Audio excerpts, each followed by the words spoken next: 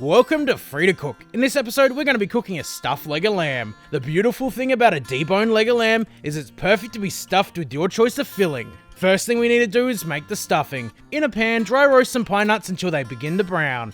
Remove from the pan before adding a small amount of oil, followed by 2 garlic cloves that have been diced. Fry until the garlic begins to brown. Add 1 roughly chopped sprig of rosemary. Mix into the garlic before adding a handful of fresh parsley. Cook down for a minute before adding a splash of water. Add 3 large handfuls of baby spinach. The water we added to the pan will help steam the spinach until it's reduced in size.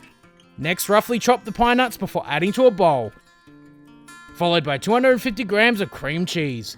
Then our spinach mix it all together.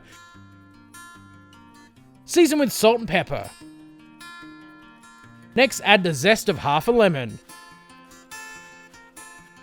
For a final flavour kick, add the juice of half a lemon. Mix until fully combined. Next, you'll need a deboned leg of lamb. You'll find the link to my video explaining how to debone a leg of lamb in the description. Spread the stuffing mix across the inside of the lamb.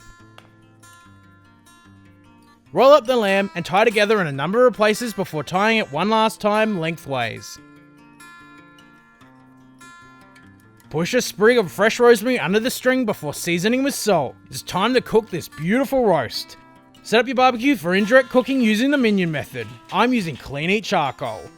Place the lamb opposite the charcoal. For a little bit of extra flavour, I'm adding some apple wood from SA Barbecue Woods. Cook for a total of 2.5 hours. This is looking beautiful. Let it rest for at least 20 minutes before slicing. There you have it. A stuffed leg of lamb. This roast lamb has been infused with the flavour of the stuffing.